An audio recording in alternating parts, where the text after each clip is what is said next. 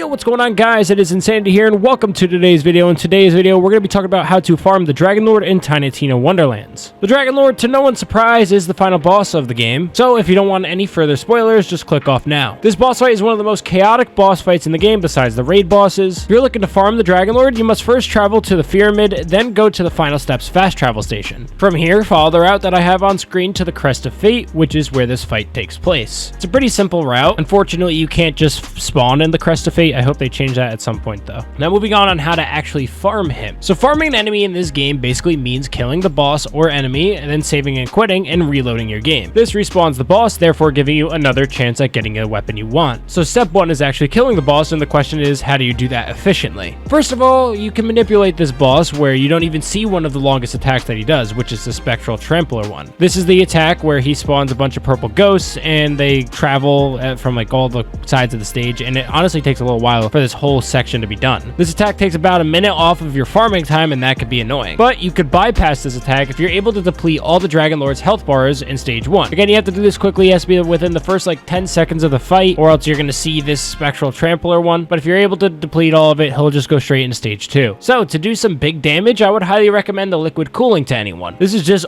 all around a good weapon, and even without the Buffmeister glitch, this thing shreds on Mayhem 20 or Chaos 20. I keep saying Mayhem because of Borderlands 3. So yeah, add Liquid Cooling to your list and try to get a Chaotic if you can, if you're playing on a Chaos mode. Another really good weapon that you should be looking for is probably a Blue Cake or a Queen's Cry. Just some high damaging output guns. It's still early in the game, and I'm still unsure. There's probably a lot more better weapons than those two, but again, I would just personally recommend the Liquid Cooling. That thing is just ridiculous. Also, get some enchantments on your weapon to assist you. For instance, my enchantments on my Liquid Cooling is whenever I cast a spell, I get boosted damage for 6 seconds. Enchantments on your shields and spells could be useful in order to boost your damage even further. So that being said, that is how you deal with stage 1, just a crap ton of damage, and that's how you're gonna do a crap ton of damage, is Liquid Cooling. Or if this is later down the line and Liquid Cooling isn't really that meta anymore, just get whatever the meta gun is, get some enchantments on it, and just go to town. So that's stage 1 done. Now moving on to stage 2. Moving on to stage 2, he starts with 2 health bars. Once you deplete the first one, he becomes immune, and he will spawn a big skeleton dragon named Bernadette. The Dragon Lord and Bernadette are pretty frail in this stage. You have to alternate between shooting the 2 of them when the game tells you to. This step could be decently easy, but requires a little bit of precision. And again, I would highly recommend Liquid Cooling or any other powerful weapon. Bernadette is weak to ice, and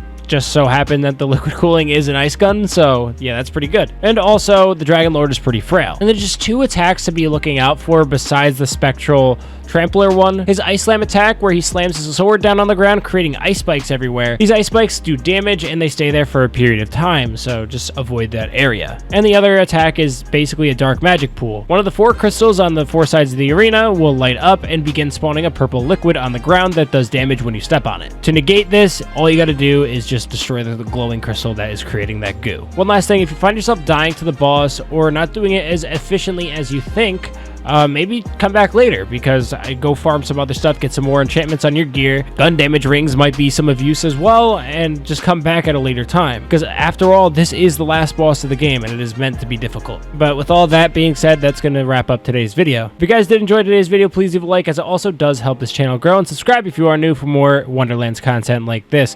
Comment on what you would like to see next, and yeah, that's pretty much it. It's been Insanity, and I'll see you guys later.